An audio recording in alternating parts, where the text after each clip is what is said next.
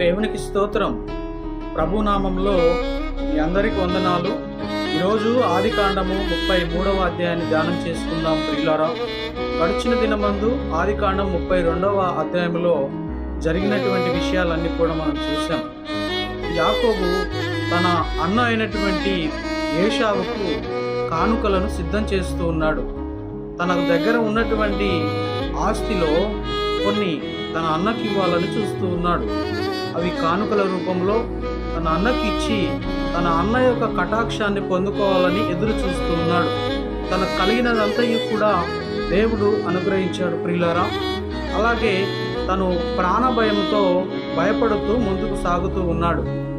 తన భార్యలను పిల్లలను తీసుకొని ఎప్పుడైతే తన మామ ఇంటి నుంచి బయటకు వచ్చేసాడో, తన సొంత దేశమైనటువంటి తన తండ్రి దేశానికి కనాను దేశానికి ప్రయాణమై వెళుతూ మార్గ మధ్యలో యాకోబు డేరాలు వేసుకొని నివసిస్తూ ఉన్నాడు ప్రియులారా. అలా నివసిస్తూ తనకు అన్న భయం పుట్టుకుంది.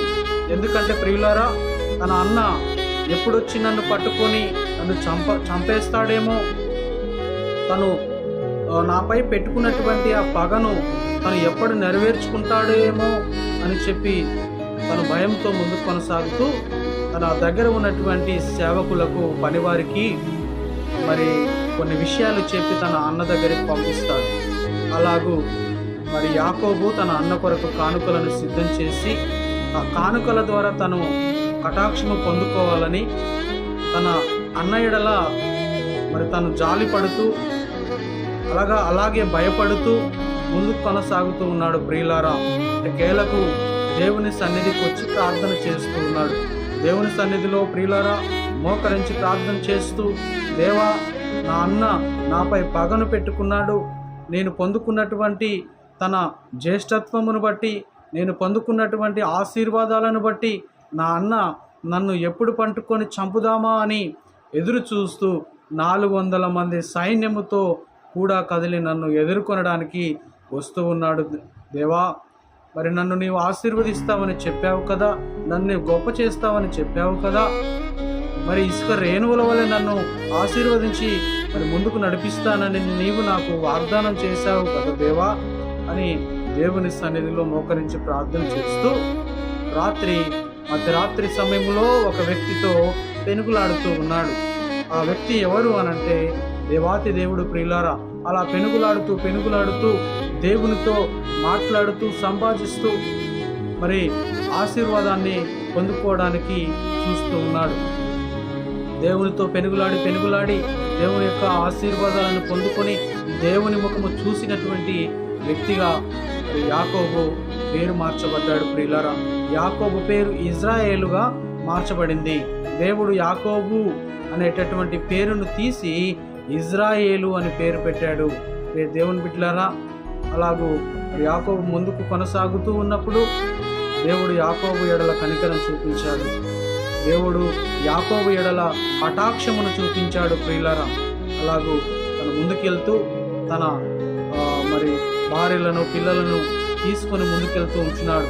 ఎట్టకేలకు 33వ అధ్యాయములో ఏశావు 400 మందిని తీసుకొని యాకోబును ఎదుర్కోవడానికి వస్తూ ఉన్నాడు. ఎప్పుడైతే ఆ యొక్క పరిస్థితిని యాకోబు చూశాడో భయంతో గడగడ వణుకుతూ తన దగ్గర ఉన్నటువంటి భార్యలకు చెప్తూ ఉన్నాడు.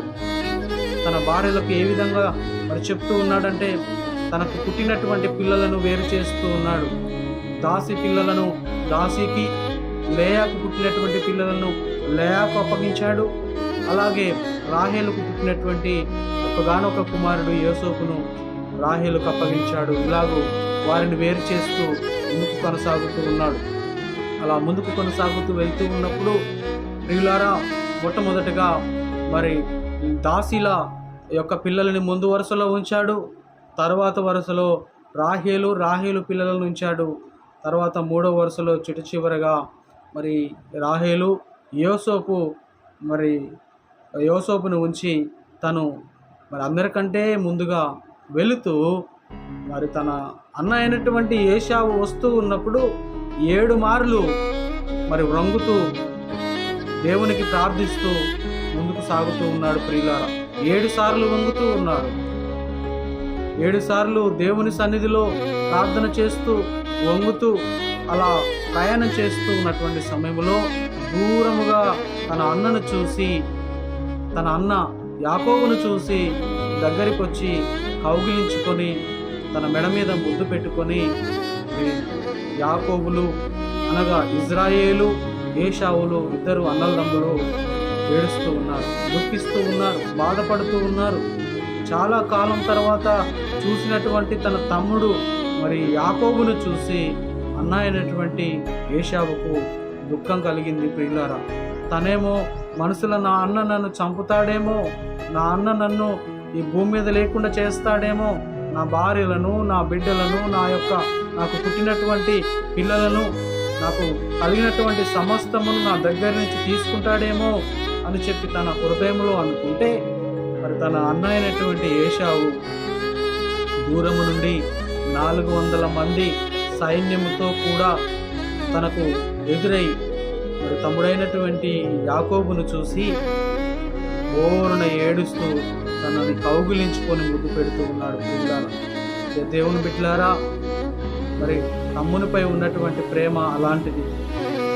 అన్నకు తమ్మునిపై ఉన్నటువంటి ప్రేమ అలాంటిది. ఆ క్షణములోనే తమ్మునిపై ఉన్నటువంటి పగ, ద్వేషము, ఈర్ష్య తన తమ్ముని యొక్క ముఖము చూడగానే ఏశావులో పశ్చాత్తాపం కలిగింది, ఏశావులో ప్రేమ కలిగింది, ఏశావులో సహనం కలిగింది. ఏశావు తన తమ్ముని ముద్దు పెట్టుకుని దుఃఖిస్తూ ఉన్నాడు.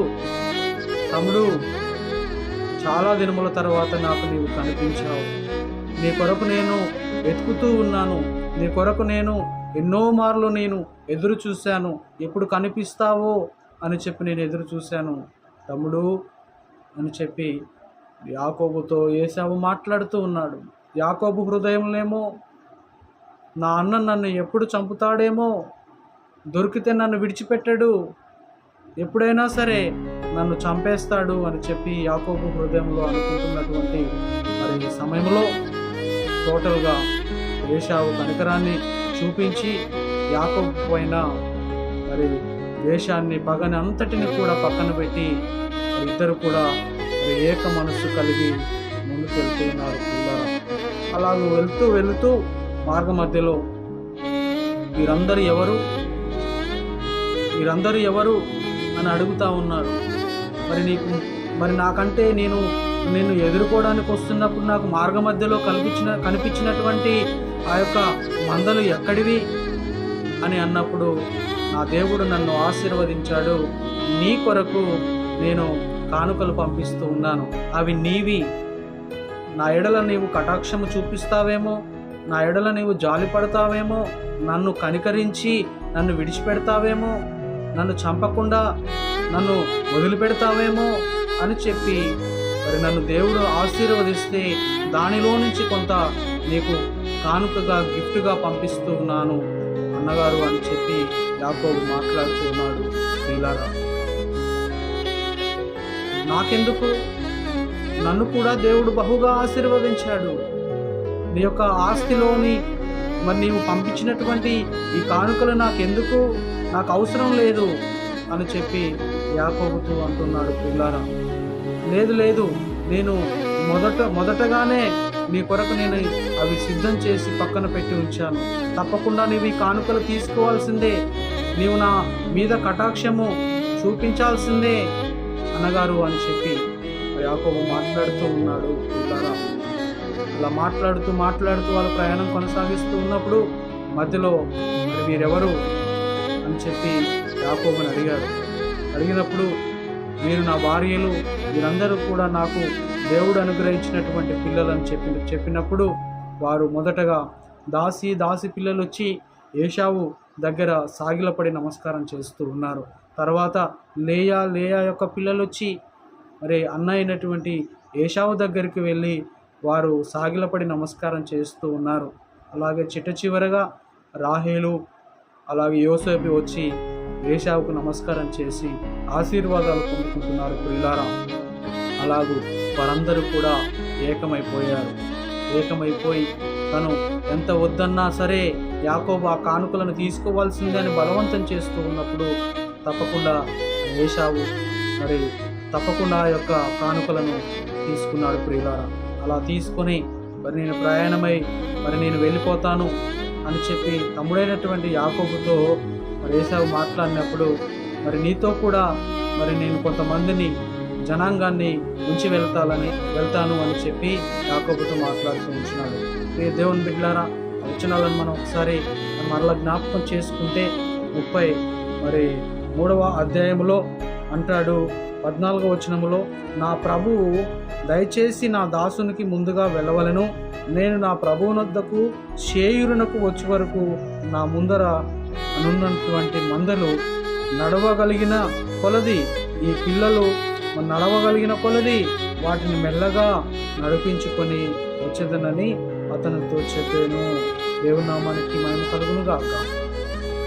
ఏశావేమో మరి నీ ఒక్కడివే ఉన్నావు కదా, మరి నాతో కూడా వచ్చినటువంటి వారిని కొంతమందిని నేను విడిచిపెట్టి వెళ్ళిపోతా, నీవు వారితో కూడా నెమ్మదిగా రా అన్నప్పుడు తను అంటాడు, ఇప్పుడు నా దగ్గర ఉన్నటువంటి మేకలు ఆ యొక్క పశువులు ఇప్పుడే మరి పసిపిల్లలుగా ఉన్నాయి, అవి పాలు ఇంకా విడవలేదు, ఒకటేసారి నేను వాటిని మరి తోలుకొని వస్తే అవి చచ్చిపోతాయి, నెమ్మదిగా అవి నడవగలిగిన కొలది నిదానముగా నేను మరి వెళ్తానని చెప్పి అన్నయ్యనటువంటి ఏశావుతో మాట్లాడుతూ ఉన్నాడు.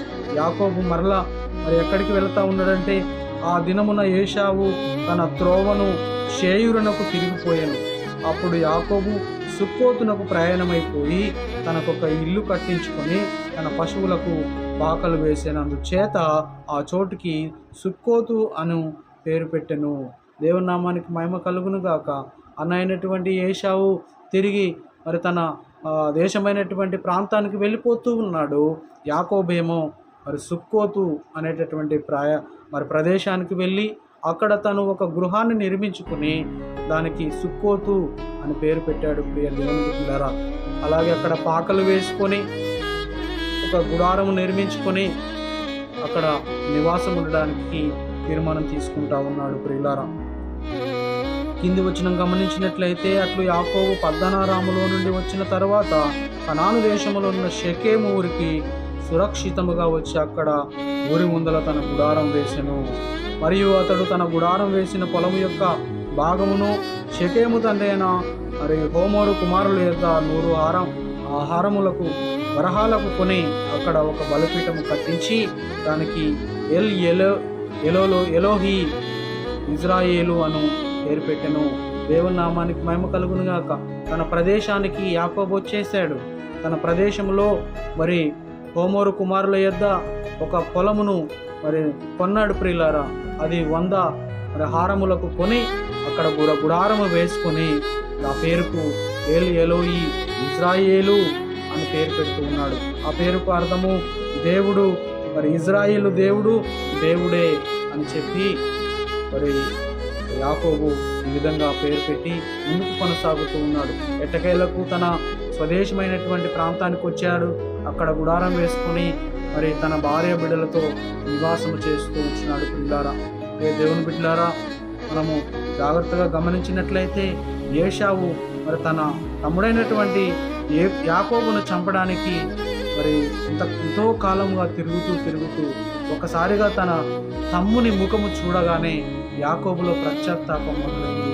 యాకోబులో జాలి, కనికరము, ప్రేమ అన్ని కూడా పొర్లుకుంటూ వచ్చి తన ముఖము చూడగానే వెంటనే కౌగిలించుకొని మెడ మీద ముద్దు పెట్టుకొని ఏడుస్తూ ఉన్నాడు. తను మరి ఇంతకాలము పగ పెట్టుకున్నటువంటి ఆ పగను ఒక్కసారిగా పటాపంచలు చేసి తన తమ్మునితో మరి స్నేహభావం కలిగి అన్నల తమ్ములు ఇద్దరు కూడా మరి ఏక మనసు గలవారై ముందుకు కొనసాగారు. ప్రియులారా, దేవుని బిడ్డలారా, ఈ యొక్క ఉదయకాల సమయంలో దేవుడు మనతో మాట్లాడినటువంటి విషయాలను జ్ఞాపకం చేసుకుందాం. యాకోబు భయంతో ముందుకు కొనసాగుతూ ఉన్నటువంటి సమయంలో ఆ భయాన్ని అంతటిని కూడా దేవుడు తొలగించాడు.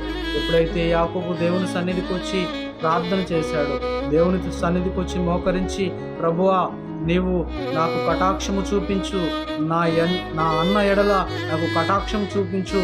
నా అన్న నన్ను ఎప్పుడు చంపేస్తాడో దేవా, నేను భయపడుతూ ఉన్నాను. నన్ను నీవు ఆశీర్వదించు, నన్ను గొప్ప చేస్తానని నీవు నాకు వాగ్దానం చేశావు కదా. మరి నా అన్న నన్ను చంపకుండా ఉండుటకు నేనేం చేయాలో నాకు జ్ఞానాన్ని, తెలివిని అనుగ్రహించు అని చెప్పి వేడుకున్నప్పుడు దేవుడు యాకోబు స్థితిని చూశాడు. దేవుడు యాకోబును హెచ్చిస్తానని వాగ్దానం చేశాడు కదా. అదే రీతిగా దేవుడు అన్న భయం నుంచి తప్పించి ఇద్దరు ఏకమయ్యేటట్లుగా, సహోదర భావం కలిగి ముందుకెళ్ళినట్లుగా దేవుడు ద్వారాలు తెరిచాడు. ప్రియులారా, దేవుని బిడ్డలారా, ఎవరి మీదనైనా ద్వేషం ఉందా, ఎవరి మీదనైనా పగ ఉందా, వెంటనే దాన్ని విడిచిపెట్టు. నీవు ఎవరో నన్ను ఏదో చేస్తారని చెప్పి, నన్ను ఎవరో వచ్చి చంపుతారని చెప్పి నువ్వు భయపడుతూ ఉన్నావా? ఆ భయాన్ని విడిచిపెట్టి దేవుని సన్నిధిలో మోకరించు. దేవుడు నిన్ను కనికరిస్తాడు, దేవుడు నిన్ను లేవనెత్తుతాడు, దేవుడు నిన్ను ఆశీర్వదించి ముందుకు నడిపిస్తాడు. దేవుని బిడ్డలారా, ఆనాడు యాకోబు భయపడుతూ ఉన్నప్పుడు దేవుడు సహాయం చేశాడు. పగతో వచ్చినటువంటి ఏశావుకు కనికరాన్ని పుట్టించాడు, ప్రేమను పుట్టించాడు. ప్రియులారా, అలాగే నీవు దేవుని సన్నిధిలో ఇప్పుడు మోకరించి ప్రార్థన చేసి నీ మనసులో ఉన్నటువంటి, నీ హృదయంలో ఉన్నటువంటి భయ ఆందోళనలు ప్రభువైన యేసుక్రీస్తు వారి సన్నిధిలో పెట్టినట్లయితే తప్పకుండా దేవుడు నిన్ను ఆ భయాల నుంచి తొలగించి నిన్ను ఒక మంచి మార్గం వైపు నడిపించి నిన్ను ఆశీర్వదించే దేవుడై ఉంటున్నాడు. ప్రియులారా, కనుక మరి చదవబడినటువంటి ఈ లేఖన భాగము నుండి మనము జాగ్రత్తగా మనం పరిశీలించి ముందుకు కొనసాగుదాం. యాకోబు వలె మనము వెళ్ళడానికి ప్రయత్నం చేద్దాం. దేవుని మీద ఆధారపడి ముందుకెళ్ళడానికి మనం తీర్మానం తీసుకుందాం. దేవుని బిడ్డలారా, చదవబడిన వాక్యాన్ని బట్టి దేవాతి దేవుని స్తుతిస్తూ మహిమపరుస్తూ ఈ కొద్ది మాటలు నేను ముగిస్తూ ఉన్నాను. దేవుని నామానికి మహిమ కలుగును గాక. ఆమేన్, ఆమేన్, ఆమేన్.